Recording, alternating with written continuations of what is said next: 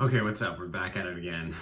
Huge little pretty big flash crash on the crypto market. So I'm just here to talk a little bit about flash crashes, how to profit on them, why this market just took a huge dookie on everybody, and why I'm bullish on that happening.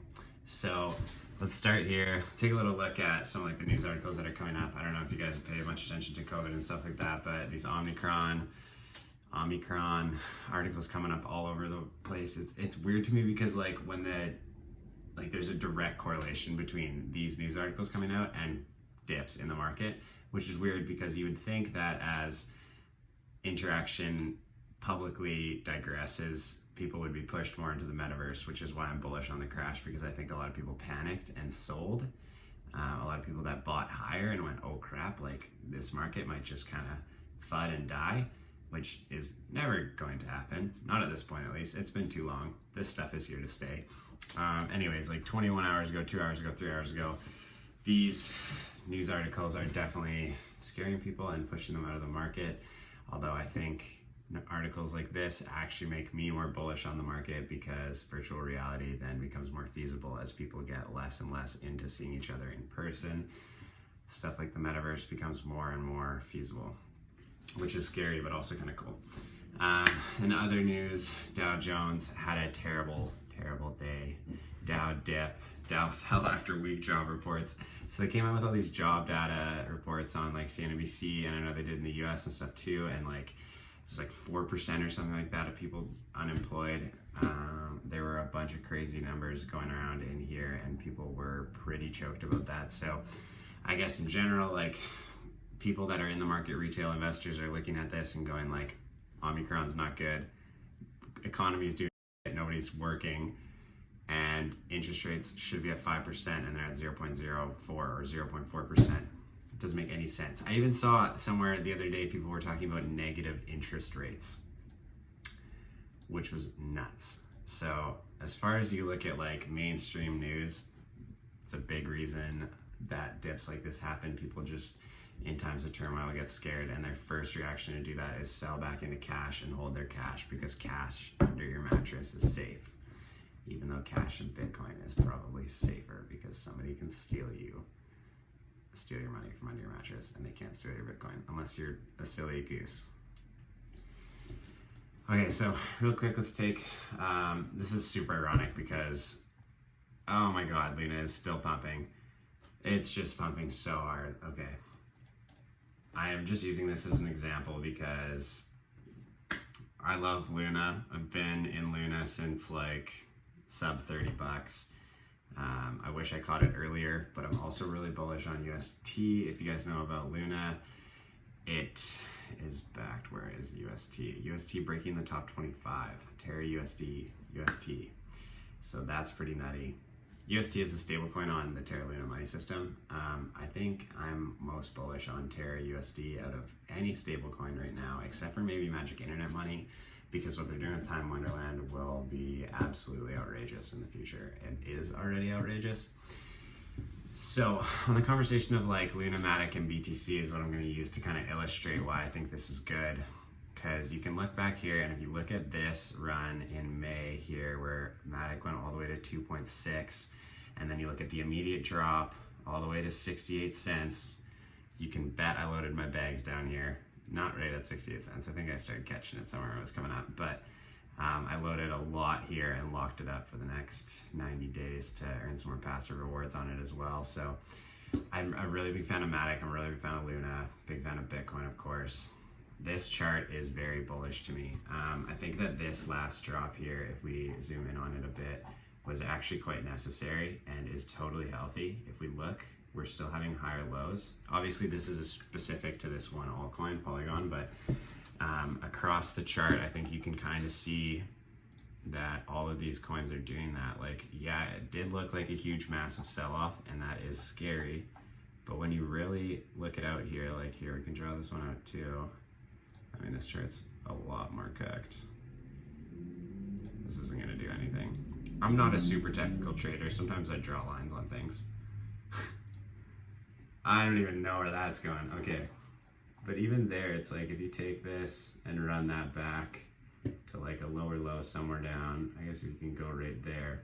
Like all of those lows are pretty consistently getting higher and higher. And especially with this one back here, like, yeah, there's a massive sell-off on Luna. What is that? All the way down to 50 bucks, and it's back at 75 right now.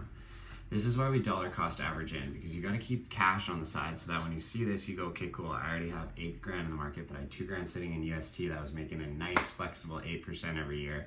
And it sits there until these opportunities happen, because if you bought Luna with 2 grand, you would have made $1 grand just today. Which is pretty nice if you ask me.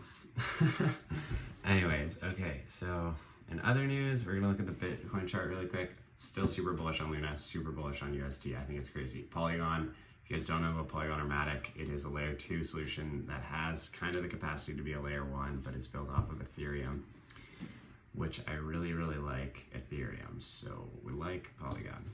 Anyways, let's look at the Bitcoin chart as well, just to kind of illustrate these drops in the same way. I'm still bullish on this trend. If you look down here, we're hitting 30K, higher low, higher low. I actually think this was a good sign. I think that it flash selling on bad news like this and turmoil in the economy and only going down to 47K or 40K or whatever it hit today is kind of a good thing. Like, people loaded bags. We know Nayib loaded bags for El Salvador again. Look at this tweet, 150 coins at an average of 48.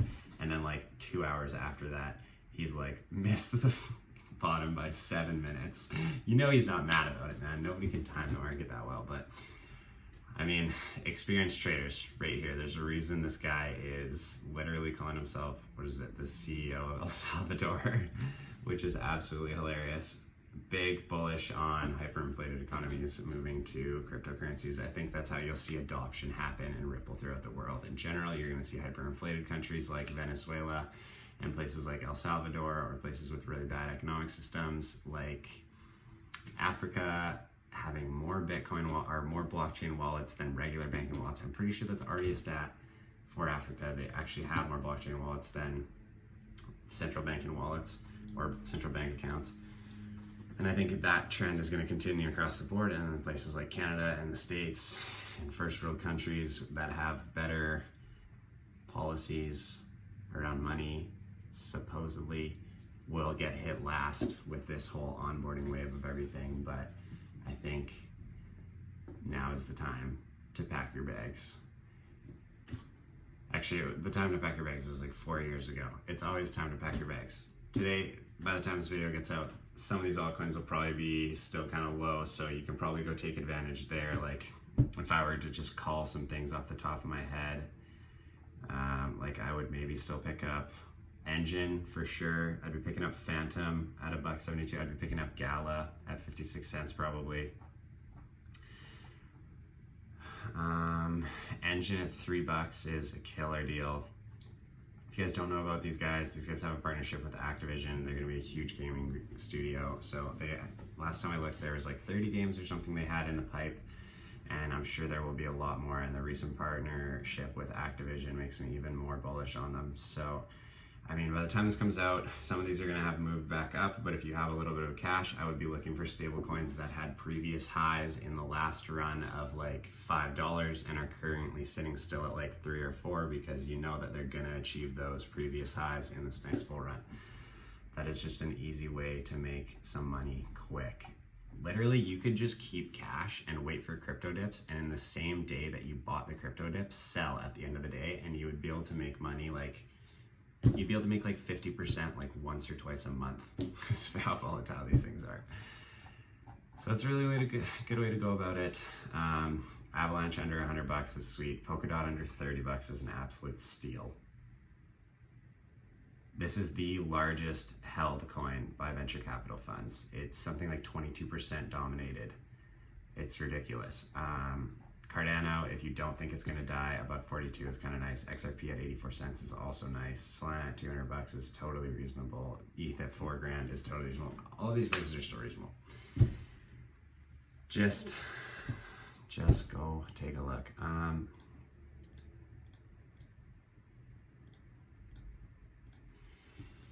Okay, so last thing I want to look at here is liquidations and kind of what forces big market moves like this sometimes are largely people who are leverage trading. So I know that like the market cap of all crypto right now is sitting at $2.32 trillion and at a 6.49% decrease.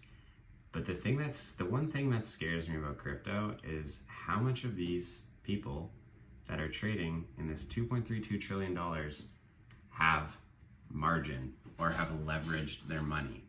Because if you know about leverage and margin trading, there's usually a low side where it's like, if I invest 5K and I go and borrow 25, then once I have, like, I enter a position at 80 cents, if it goes down to 65 and the 5K is gone, then I exit my position, I lose all the money that I had put in.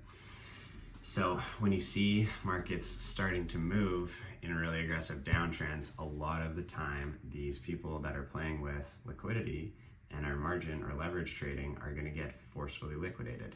So right here, in the past 24 hours, 330,782 traders were liquidated. The single largest liquidation on Bitfinex was over $27 million at once.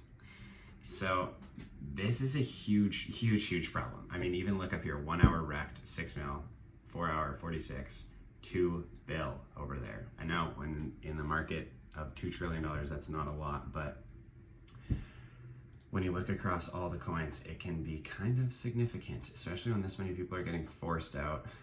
It's not a good sign. And then more people force out.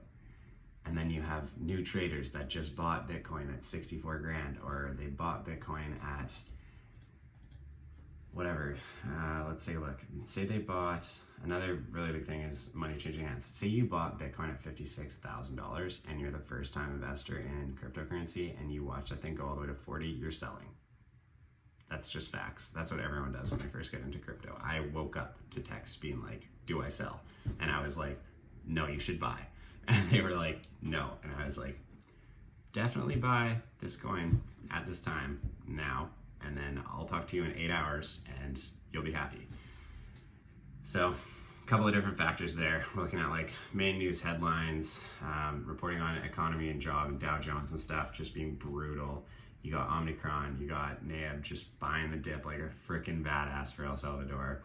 And then you also have over-leveraged traders and people with weak hands that just bought in. And I don't blame them. They're just gonna have to learn. Okay, well that's my coverage on why the market crash happened and how to make money out of it. Keep cash on the side for when stuff happens like this and buy the coins that you know are gonna trend upwards in the long term. Buy them in dips. Go look at their chart. Be like, okay, cool, this was $60 a month ago and it's currently at 40 right now. That's a good buy for you. Stick to your ABCs when you're doing that though. Buy big projects because it's guaranteed that they'll move back up. For the most part, I'm not a financial advisor. Do your own due diligence and stay safe.